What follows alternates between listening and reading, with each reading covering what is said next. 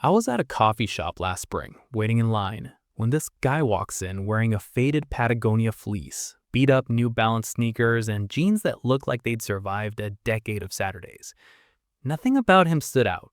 He ordered a regular drip coffee, sat down at a corner table, and opened his laptop. Normal Tuesday morning. Except, I happened to glance over at the right moment, and I saw his screen. He was looking at a portfolio dashboard. The number I saw, just a glimpse before he tilted the screen, had more commas in it than I've ever had in my bank account. And I stood there holding my overpriced latte thinking, why doesn't he look richer? But here's the thing. This isn't really about fashion. It's not about minimalism or humility or some kind of wealthy people quirk. It's actually about power, specifically who has it and who's performing it.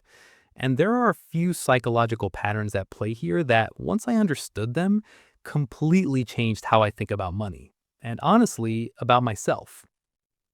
So let's start with something that might be uncomfortable.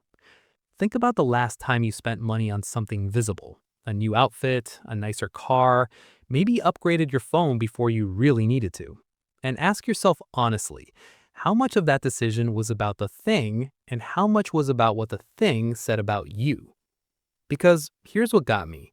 Studies in consumer psychology consistently show that lower and middle income earners spend a significantly higher percentage of their disposable income on what researchers call status goods, visible luxury items, than wealthy people do. Not in raw dollars, but as a proportion of what they have. The people with less money, statistically, are buying more of the stuff that signals wealth, and the people with actual wealth aren't. That's not a coincidence. There's something called compensatory consumption. It's the idea that when we feel uncertain about our social standing, we purchase things that broadcast status externally. It's a psychological compensation. And get this, a study from the University of Michigan found that people are significantly more likely to buy luxury goods in situations where they feel their social identity is threatened. When you feel overlooked, when you feel like you're not being taken seriously, when you feel behind.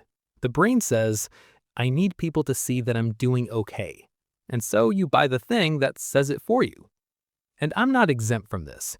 There was a period a few years back when I was genuinely struggling financially, and somehow I was wearing nicer shoes than I'd ever owned. Not because I had more money, because I had less confidence. And yes, I know how backwards that sounds. I lived it, and I still find it a little embarrassing. Now, flip to the guy in the coffee shop, or think about Mark Zuckerberg, who's worth somewhere north of $224 billion and famously rotates through a closet of identical gray t-shirts. Or Warren Buffett, who still lives in the same house in Omaha he bought in 1958 for $31,500. His net worth has increased by something like $140 billion since then. The house hasn't changed much. These aren't accidents or PR stunts. These people have already answered the question their clothes used to have to answer. Their identity isn't up for debate, so they don't need to spend money proving it. Here's where it gets really interesting though.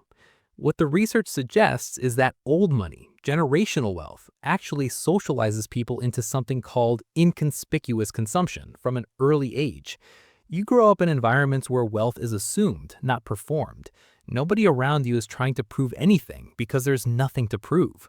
It becomes normal, almost gauche, to signal wealth loudly. Meanwhile, new money, people who've recently come into significant income, often go through a spending phase. The watches, the cars, the visible markers. It's not shallow, it's psychologically predictable because you're still operating from the old belief system, the one built during years of uncertainty, even though the bank account changed. The bank account changes faster than the brain does. That's the whole thing. And here's a number that really put this in perspective for me. Around 70% of lottery winners end up broke within a few years. 70%. People who went from nothing to millions and then lost it all. It's not because they were irresponsible or bad with numbers.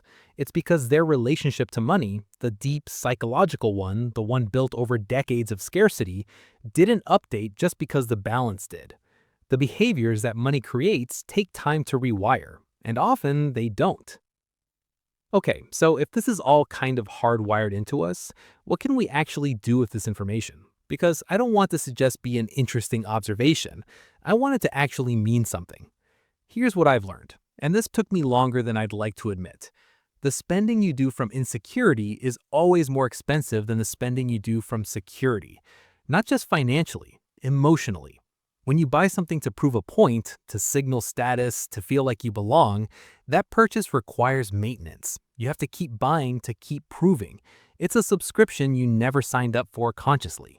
But when you buy something because you genuinely want it, because it adds to your life rather than defending your image, it sits differently. It doesn't leave that weird aftertaste of, did that actually help? The rich people dressing broke phenomenon is really just a visible symptom of something much quieter. Security doesn't need an audience, and the question we're sitting with isn't what do I want to own, it's what am I trying to say, and to whom, and why do I still feel like I need to say it? Because the moment you stop needing the clothes to do the talking, you've shifted something real. Not in your bank account necessarily, but in how you relate to money. And that relationship, honestly, is the whole game.